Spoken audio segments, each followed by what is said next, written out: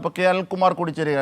Shri K Anilkumar, ഈ നിയമ വിനിയോഗ ചട്ട നിയമമായി അതിനുശേഷം മലയോര ജനതയെ സംബന്ധിച്ച് ഏറ്റവും വലിയൊരു ആഹ്ലാദമാണ്, ഒരു സ്വപ്ന പദ്ധതിയാണ് ഈ തുരങ്കപാത എന്ന് പറയുന്നത്. അതൊരു നിസ്സാരമല്ല, അത് കേരളത്തിൻ്റെ മുഴുവൻ വികസന സങ്കല്പങ്ങളുടെ ഒരു പരിപ്രേക്ഷ്യം കൂടി നിർണ്ണയിക്കുകയാണ്. ഈ ഇടതുപക്ഷ സർക്കാർ എങ്ങനെയാണ്, ഏത് തരത്തിലാണ് വികസനത്തെ കാണുന്നത് എന്നതുകൂടി, ഈ രണ്ട് കാര്യങ്ങളും ശ്രീ കെ അനിൽകുമാർ.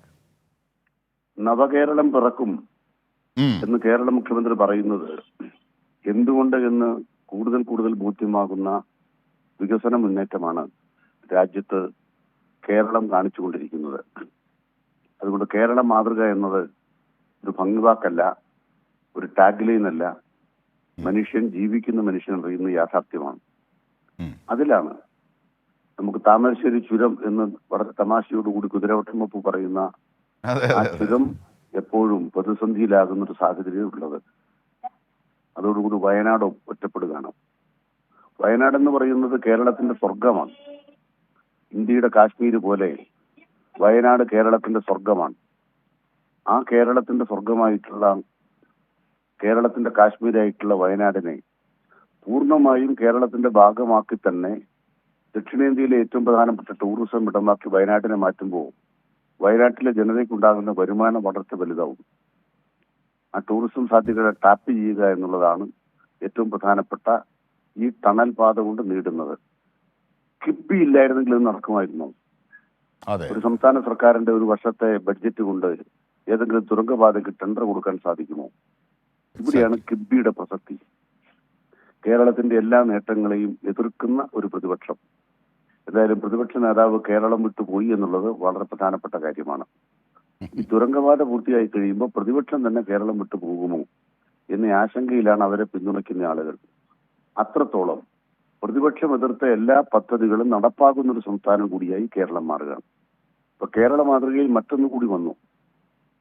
ഈ 9.5 കൊല്ലത്തെ വികസനത്തിന്റെ ഒരു ഘട്ടത്തിലും സർക്കാരുമായി സഹകരിക്കാത്തൊരു പ്രതിപക്ഷം, സർക്കാരുമായി ഏറ്റുമുട്ടിയ പ്രതിപക്ഷം, എല്ലാ രംഗത്തും അത് പരാജയപ്പെട്ടു.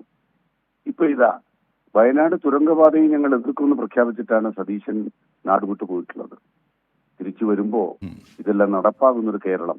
ദേശീയ ജലപാത പൂർത്തിയാകാൻ പോവുകയാണ്. ദേശീയപാതയിൽ മണ്ണിടിച്ചപ്പോ ആ മണ്ണിടിച്ചിൽ തുള്ളിക്കളിച്ചവരാരൊക്കെയാ?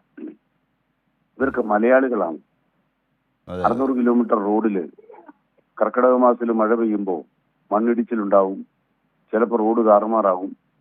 ഉടനെ ഇതോടുകൂടി കേരളം അവസാനിച്ചു, പാതാളത്തിൽ പോയി. എന്ത് തരത്തിലേക്കാണ് മാധ്യമങ്ങൾ വാർത്ത കൊടുത്തത്? ആ മാധ്യമങ്ങളുടെ മുൻപേജിൽ വാർത്ത വരാൻ പരസ്യം കൊടുക്കേണ്ടി വരുന്നു എന്നുള്ളതാണ് കേരളത്തിന് വരുന്ന അധിക ചെലവ്. ചില ദുർചെലവുകളെ കുറിച്ചൊക്കെ ചില ആളുകൾ നല്ല വർത്തമാനം പറയുന്നുണ്ടല്ലോ. ഈ വയനാട് തുരങ്കപാത മുൻപേജിൽ വാർത്തയായി വരാൻ സാധിക്കില്ല കേരളത്തിൽ. അതുകൊണ്ട് ഈ മാധ്യമങ്ങളുടെ മുൻപേജിൽ പരസ്യം കൊടുക്കേണ്ടി വരുമ്പോൾ ആ പരസ്യ ചെലവ് ഏത് ഇനത്തിലാണ് എഴുതുക എന്ന് മാധ്യമങ്ങൾ ആലോചിച്ചോണം. കാരണം സർക്കാരിന്റെ വികസനം പറയാൻ ഒരു പഞ്ചായത്തിൽ മീറ്റിംഗ് കൂടിയാൽ അത് ദൂർത്താണെന്ന് എഴുതുന്ന മാധ്യമങ്ങളുടെ മുൻപേജിലും വയനാട് തുരങ്കപാതയുടെ നല്ല പരസ്യം കണ്ടു, എത്ര ലക്ഷം ചെലവായി എന്നൊക്കെ നാട്ടുകാരോട് പറയുന്ന നല്ല കാര്യമാണ്. തീർച്ചയായും അത് തന്നെയാണ് ശ്രീ കെ അനിൽകുമാർ സൂചിപ്പിച്ചതുപോലെ. അക്ഷരാർത്ഥത്തിൽ ഇത് ഒന്ന്, ഈ കിഫ്ബി പോലെയുള്ള ഈ സർക്കാരിൻ്റെ, LDF ഇടതുപക്ഷ സർക്കാരിൻ്റെ ആ വികസനത്തെ യാഥാർത്ഥ്യമാക്കാനുള്ള പ്രായോഗിക മാർഗങ്ങളുടെ വിജയം ഒരിക്കൽ കൂടി തെളിയിക്കുന്നു. 2, പിണറായി വിജയൻ സർക്കാരിൻ്റെ വികസനത്തോടുള്ള പ്രതിബദ്ധത, വാഗ്ദാനങ്ങൾ പാലിക്കുന്ന LDF സർക്കാരിൻ്റെ ആ ഉറപ്പ്. മൂന്നാമത്തത്, താങ്കൾ നേരത്തെ സൂചിപ്പിച്ചതുപോലെ യഥാർത്ഥത്തിൽ ഭൂമിശാസ്ത്രപരമായി തന്നെ വയനാടിനെ കേരളത്തോട് ബന്ധിപ്പിക്കുകയാണ് ഈ ഇരട്ട ടണൽ, അല്ലേ? ഭൂമിശാസ്ത്രപരമായി വയനാട് കേരളത്തിന്റെ ഭാഗമാകുന്നത് ഈ തുരങ്കപാത വരുന്നകൂടിയാകുന്ന യാഥാർത്ഥ്യമാണ്. മറ്റത് വളരെ പ്രതിസന്ധിയുള്ളതാണ്. 2, 20 കിലോമീറ്റർ ദൂരം കുറവാണ്, സമയലാഭം ഉണ്ടാവും.